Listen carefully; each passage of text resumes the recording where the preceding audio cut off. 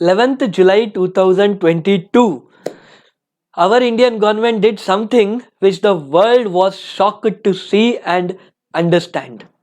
Yes, now international trade settlements, the payments will be done through Indian rupee. Now, what was happening in the past? Suppose example, I have to buy something from New Zealand.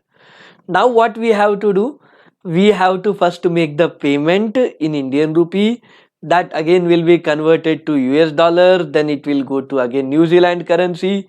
So like that, three different currencies were involved. Now why should three currencies involve? Can we directly transact between the two countries? And government made the doors open for such transactions only. Now, obviously, the dominance of dollars was there.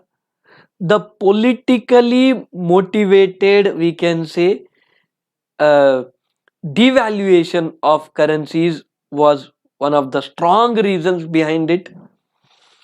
Second thing, suddenly America can take a decision that we are banning you from SWIFT.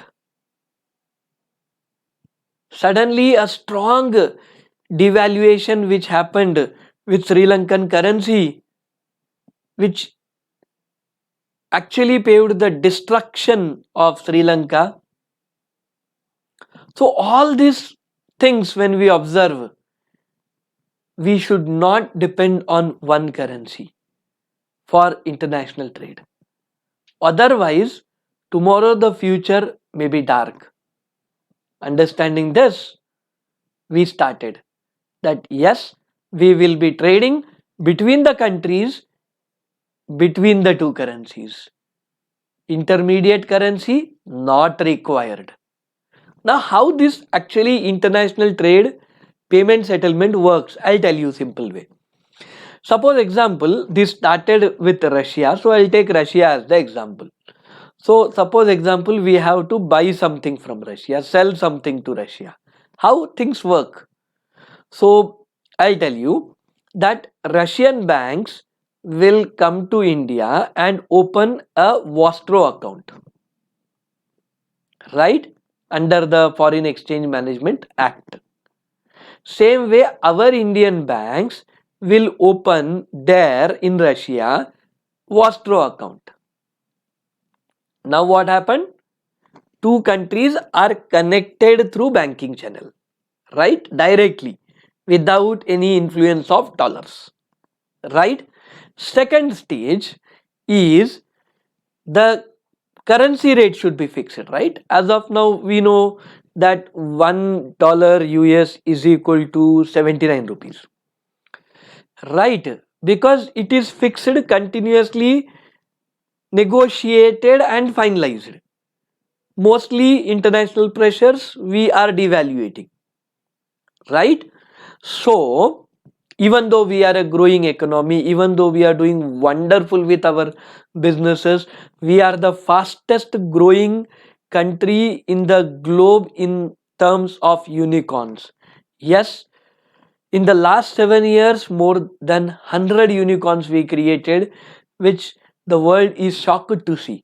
But still, our currency is devalued only because of some political strengths and influences of dollars. So, to remove that influence and to become self reliant, to become Atmanirbhar, for that we said, why can't we create a direct connection? And through this Vostro account, like Indian bank opening the account in Russia, Russian banks, and Russian banks opening account in Indian banks, of course, everything will be regulated through the government, that is Foreign Exchange Management Act. Right? Now, this system is created. Second system, I said, the two countries will continuously negotiate, bargain, and fix the currency exchange between the countries. This is the second step which is going to happen. Third step, now when exports, imports happen between the two countries, then what? Suppose example, In India a lot of sweets are there, right? बहुत. World will be shocked to see the variety of dishes what we make in India. Yes, they don't even know how many type of dishes are there in India. So let's take the example of Kaju Katli. So Ram is a wonderful halwai, and he makes lot of Kaju Katlis and sell that Kaju Katlis in Russia. So he exports, basically we can say. Now Ram stays in India. Now when he exports, the person who is taking all that material, that Kaju Katlis, is Sam in Russia. Now Sam will make the payment in rubles to the bank, right? The bank which is connected to Indian bank. Okay, right. Now the bank in India which is already connected in Russia, when receives the payment from Sam, will make the payment to Ram in Indian rupees. Now Sam as an importer happy because he has to make payment in his own currency, right? Ruble. And Ram in India is happy because he wants Indian rupee anyhow, right? And in between, government is also happy. No dollars influence, right? This is what the whole story works. Now suppose example, we are importing something from Russia, some forest related rubber products which we really want from them. Suppose example I am telling. So we imported from Russia. Now Harry sold it and Sham from India purchased it. So when Sham purchased, Sham will go to the bank, will make payment in rupees, right? And when bank receives payment from Sham in Indian rupees, immediately there Harry will get the money from the connected bank in Russia. This way, the two banks which are, or two countries banks which are connected, make things simple for the importers and exporters to do more trade between the countries, right? Without influence of dollars, right? Because whenever we trade in dollars we have to pay certain commission. So why should we pay that? So this is how things will work with Vostro account under the Foreign Exchange Management Act. Section 10, Section 11 and Section 42 were amended under the Act only to bring this change. Okay. And yes, is it practically possible? The answer is yes. When America put sanctions on Russia that you cannot access to international payment settlement SWIFT, then Russia said no problem, whoever wants to purchase oil from us can, but should buy in rubles. Now whole Europe was shocked that how can we pay in rubles, we don't have, right? Then why you put sanctions on Russia unnecessarily? This is what happened actually. So this is how you should understand that what happened there. And I'll tell you very importantly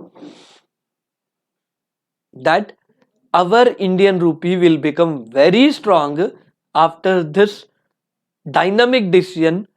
Really, it requires guts to take such initiative.